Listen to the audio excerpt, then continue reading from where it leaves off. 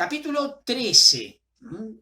Se extiende un largo relato de el versículo 1 al 33. Vamos a saltear alguna parte, empiezo a leerlo.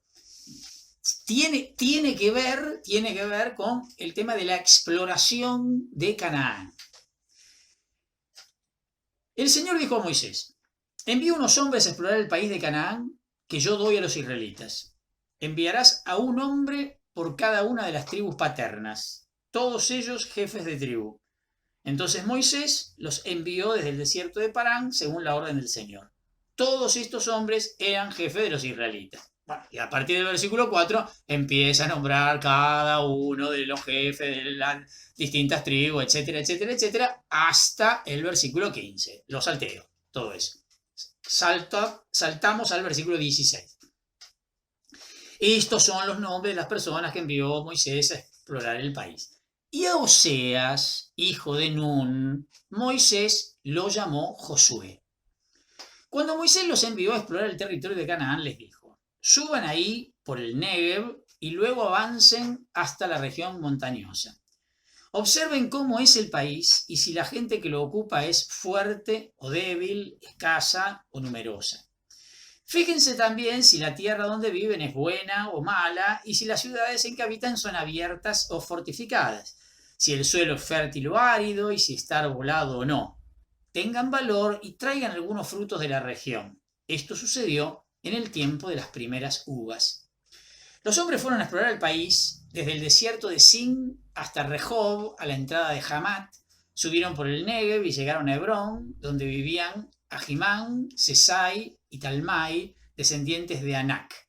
Hebrón había sido fundada 7 años antes que Tanis de Egipto.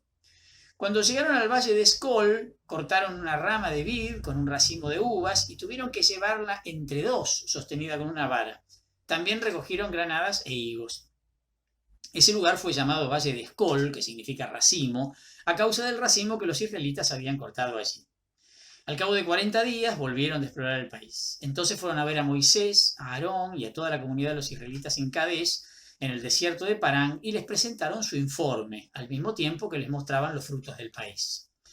Les contaron lo siguiente: fuimos al país donde ustedes nos enviaron. Es realmente un país que emana leche y miel y estos son sus productos.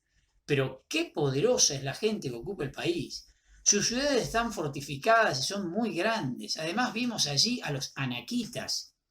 Los amalecitas habitaban en la región del Negev. Los hititas, los jebuseos y los amorreos ocupan la región montañosa y los cananeos viven junto al mar y a lo largo del Jordán.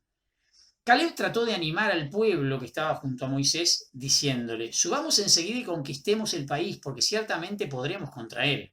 Pero los hombres que habían subido con él replicaron: no podemos atacar a esa gente, porque es más fuerte que nosotros.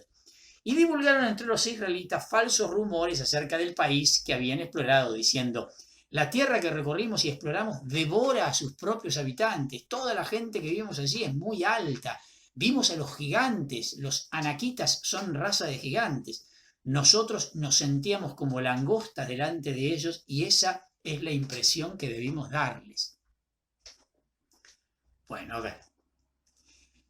Los espías debían reunir toda la información posible sobre la tierra, la gente, sus fortalezas, sus debilidades. Bueno, ¿qué está pasando acá? Esta especie como de inteligencia militar era solicitada siempre por los jefes de cualquier ejército antes de una invasión. O sea que nos encontramos ante un escenario de lo más normal para lo que se está queriendo hacer, que es no ocupar una tierra que estaba vacía. No, había que hacer una conquista.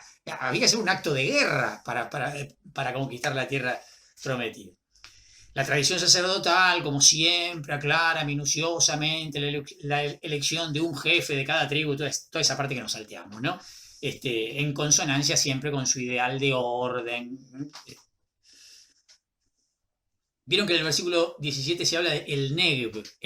El nombre se aplica generalmente al desierto que está situado al sur de Judá. Es un desierto que tiene una forma triangular, curiosamente parecido a la península del Sinaí en cuanto a la forma, digo, ¿no? Vieron que en el versículo 19 se habla de las ciudades como abiertas o fortificadas. Bueno, En esta indicación a los espías se da el nombre de ciudades abiertas, seguramente, a los campamentos que estaban ubicados fuera de los muros y que evidentemente eran presa fácil de los invasores, o presa más fácil, digamos, ¿no? El término puede referirse también a los barrios o localidades que había, especialmente en las grandes ciudades, como por ejemplo Hazor, Carquemis, donde al pie de la ciudadela fortificada se extendía un amplio barrio rodeado por una simple muralla de tierra, entonces estaban mucho más desprotegidas, obviamente. En el versículo 20 dice si el suelo es fértil o árido, si tiene árboles o no. Bueno, a ver, el terreno de Palestina presenta muchos contrastes. El suelo de la llanura costera es fértil y por lo tanto ahí no había problemas de agua. Las tierras bajas de Judea, conocidas como Cefelá, siempre además fueron célebres por sus viñedos, por sus olivos, o sea, estamos en lugares. Antiguamente la región montañosa central estaba cubierta de árboles y la cruzaban algunos valles que eran de los más ricos de la región. En contraste con toda esta fertilidad estaban las tierras áridas del Negev, el desierto de Judá y gran parte del valle del Jordán. El texto da a entender que los espías partieron durante la segunda mitad de julio. ¿Por qué? Porque hay una mención, ¿vieron? A la estación de la uva temprana. Bueno, justamente esto se da en la segunda mitad de julio. En el versículo 21 dice que los espías avanzaron directamente hacia el norte desde Parán. O sea, entonces tuvieron que haber cruzado el desierto de Sin, que se encuentra al sudoeste del Mar Muerto, y llegaron hasta el extremo norte de Palestina, aparentemente por la indicación que da. Este punto era conocido como la entrada de Hamat y se halla un valle muy fértil que se extiende al este de Biblos. Biblos es una ciudad famosa, ¿sí? Que está ubicada hoy en el Líbano, conocida en la Biblia como Gebal, por el nombre de la colina donde estaba situada. La menciono especialmente porque esta, una antigua ciudad fenicia, se cree que fue fundada alrededor del 5000 a.C., una barbaridad, y se la considera la ciudad más antigua del mundo, habitada ininterrumpidamente. No en sí misma, sino ininterrumpidamente habitada, desde 5000 a.C., o sea, desde hace 7000 años que la ciudad está en el mismo lugar y el nombre de la Biblia viene justamente de esta ciudad por el papiro sobre el que se escribió que provenía de esta zona, ¿no? De ahí viene el nombre Biblia, de la ciudad de Biblos. Al parecer, los espías limitaron principalmente su atención, por la descripción que hacen, a la región montañosa central, ¿no? Que parecería lo que más se describe. En el versículo 22 se habla de Hebrón, una ciudad que nosotros ya tenemos bien conocida por el libro del Génesis. Está a unos 30 kilómetros al sur de Jerusalén, en una buena región, una fértil región de viñedos. La aclaración de la segunda parte del versículo 22, que asocia la fundación de Hebrón a la de Shoán, en griego Tanis, como aparece acá, que era la capital de los Ixos. ¿Se acuerdan, Tanis? Que estaba en la parte oriental del delta del Nilo. Bueno, tanto Hebrón como Tanis fueron fundadas hacia el 1720 a.C. Acuérdense que fue el tiempo de la invasión de los Ixos en Egipto, ¿no? Justamente. En el versículo 23 se hace mención de Escol, que significa racimo de uvas, el texto mismo lo dice. Este valle estaba situado cerca de Hebrón, ¿no? cerca de esta ciudad. En el versículo 27 se habla del lugar o de la tierra que emana leche y miel. Bueno, tanto en la tradición yavista como en la tradición deuteronomista, esta frase es una expresión convencional para indicar una gran fertilidad. Los amalecitas, que están mencionados en el versículo 9, eran nómadas del desierto situados al sur de Judá, eran enemigos de los israelitas. Acuérdense, la lucha contra Amalek, en el capítulo 17 del Éxodo, ¿se acuerdan? Esa que cuando Moisés bajaba los brazos perdían y cuando levantaba los brazos, bueno, estamos hablando de los mismos. En el versículo 31, a ver, por lo que aclara, no es de extrañar que los israelitas, mal adiestrados y pobremente equipados seguramente, quedaran asombrados y aterrorizados ante las ciudades fortificadas de Canaán. A ver, las excavaciones arqueológicas han mostrado que estas ciudades llegaron a tener murallas macizas de 10 a 15 metros de alto y 5 o más de grueso. O sea, podemos imaginar el efecto que producirían en los seminómadas semejantes construcciones, ¿no? Que ellos estaban acostumbrados a vivir en tiendas, digamos. Lo más extraordinario que tendrían sería el tabernáculo, la tienda del encuentro, pero que no dejaba de ser una tienda, ¿está? Aún así, versículo 30, Caleb, uno de estos personajes, evidentemente presentó un mensaje distinto y mucho más alentador que el que presentaron los otros. Fíjense lo que dice en el versículo 32, una tierra que devora a sus habitantes. A ver, acá hay varias interpretaciones posibles.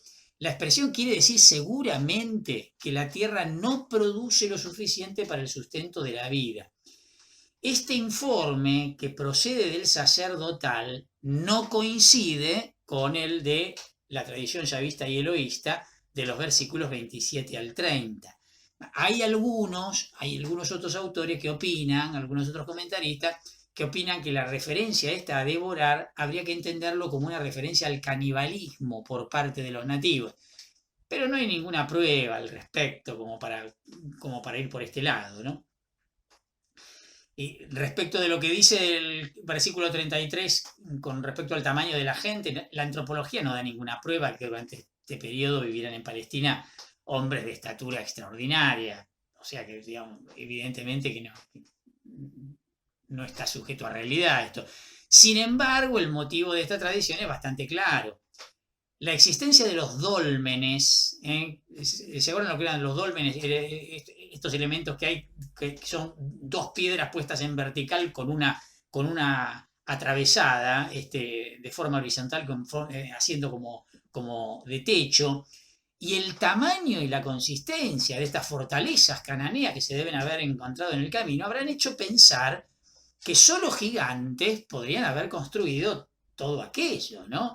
Bueno, fíjense que la misma idea aparece entre los griegos que contaban que las grandes murallas de sus antiguas ciudades habían sido construidas por los cíclopes. Bueno, y que justamente de ahí, de esta tradición, viene la famosa expresión de construcciones ciclópeas, para designar a los grandes bloques empleados en la edificación de las ciudades antiguas, ¿no? Todo viene de ahí. Bueno, acá estaríamos en algo muy parecido. Capítulo 14.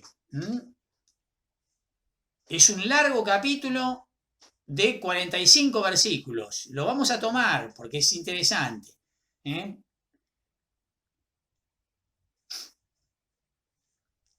Amenazas de rebelión y enojo de Dios. Dice así: entonces la comunidad en pleno prorrumpió en fuertes gritos y el pueblo lloró toda aquella noche.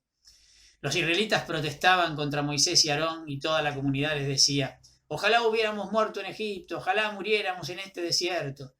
¿Por qué el Señor nos quiere hacer entrar en esa tierra donde caeremos bajo la espada? Nuestras mujeres y nuestros hijos serán llevados como botín. Más nos valdría regresar a Egipto. Y se decían unos a otros: elijamos un jefe y volvamos a Egipto. Moisés y Aarón cayeron con el rostro en tierra delante de toda la comunidad de los israelitas reunidos en asamblea.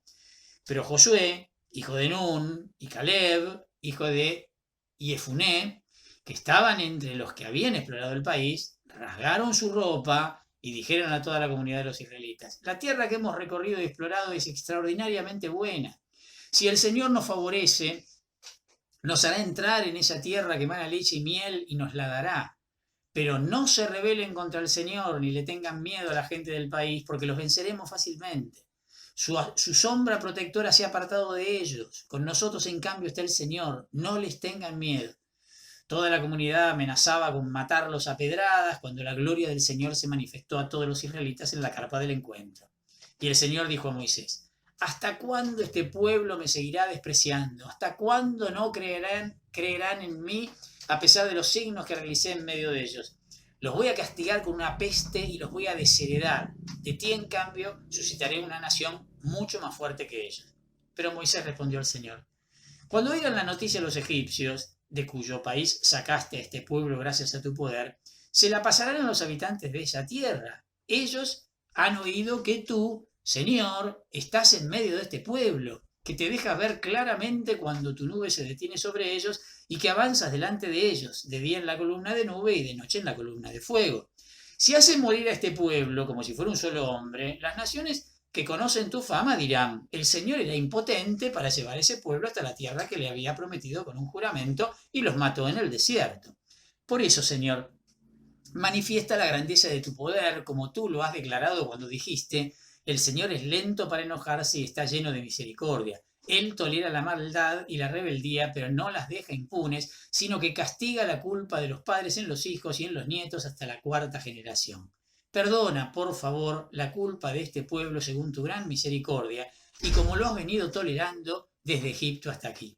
El Señor respondió: lo perdono como tú me has pedido. Sin embargo, tan cierto como que yo vivo y que la gloria del Señor llena la tierra, ninguno de los hombres que vieron mi gloria y los prodigios que realicé en Egipto y en el desierto, ninguno de los que ya me han puesto a prueba 10 veces y no me han obedecido, verá la tierra que prometí a sus padres con un juramento. No la verá ninguno de los que me han despreciado.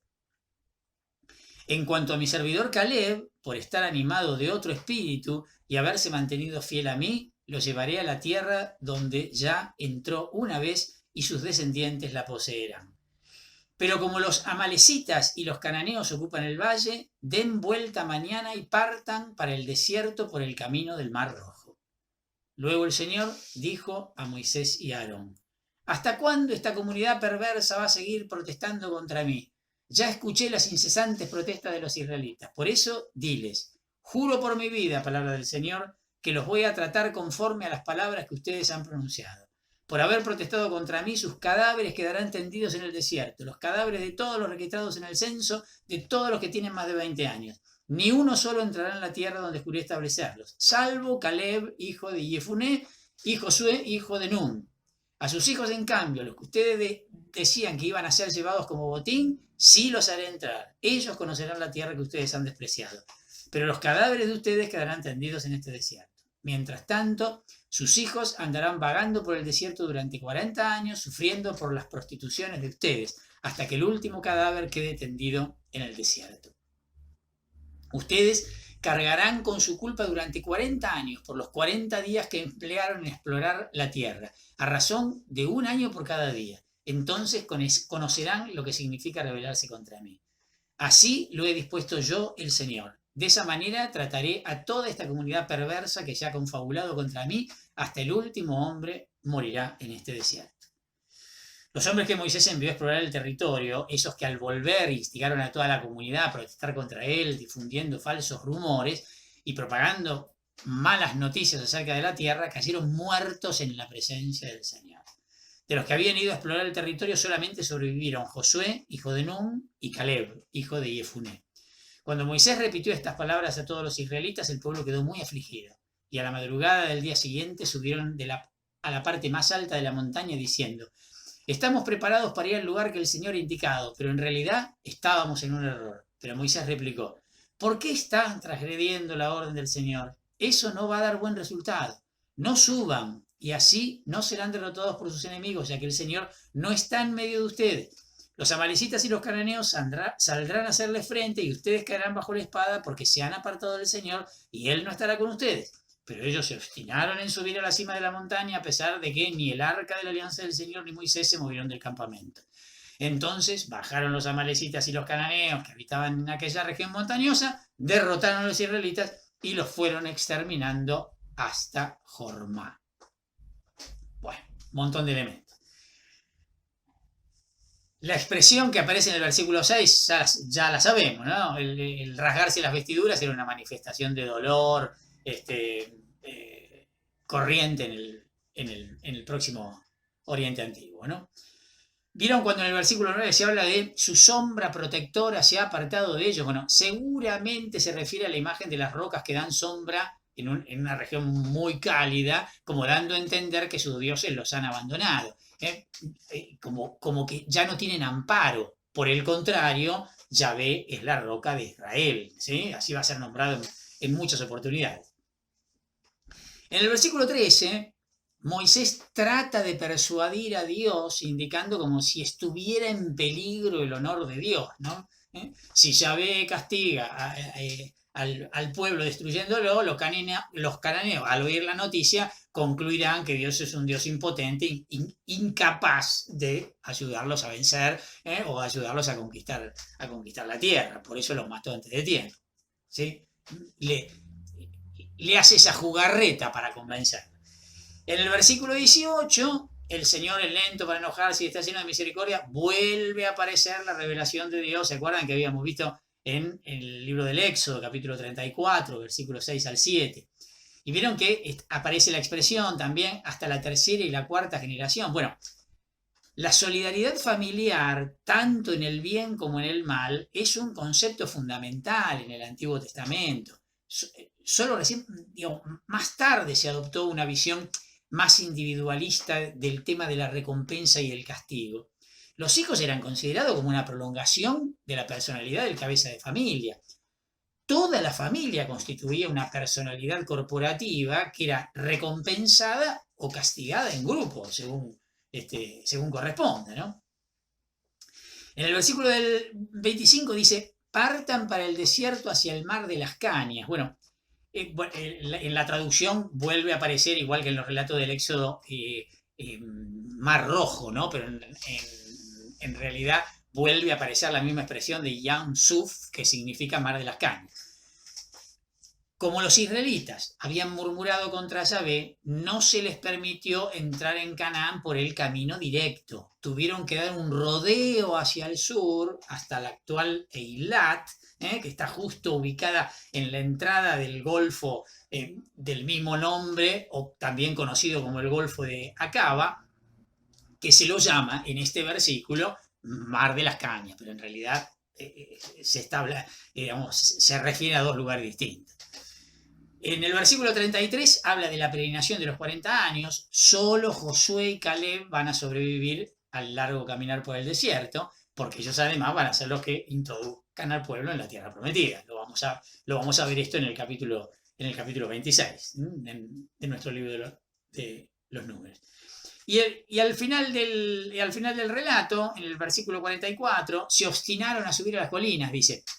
¿Qué está pasando acá? Los israelitas ignoraron las palabras de Dios y decidieron entrar en Canaán por el camino breve, a través del Negev, para por Arad llegar finalmente a la región montañosa de Judá. El intento de entrada en Canaán, ¿qué pasó? Y fue rechazado por los cananeos que dominaban las colinas situadas al este de Beersheba, que está justito a las puertas de Judá. Un relato paralelo de este mismo intento de invasión lo encontramos en el libro del Deuteronomio, capítulo 1, versículos 41 al 45. Y termina diciendo en el versículo 45, hasta Jormá, los expulsaron, los exterminaron, dice, hasta Jormá. Los hebreos retrocedieron hasta Jormá, que significa destrucción, justamente. Una ciudad real cananea. Aparece mencionada también en el libro de Josué, en el capítulo 12. Situada, ¿dónde? Al sur de Judá, obviamente. Aunque no sabemos su exacta localización, podría identificarse con la actual Tel Malhata, que está justamente ubicada en la zona, ¿no? Entre Arad y Beersheba, ahí en las inmediaciones de Beersheba.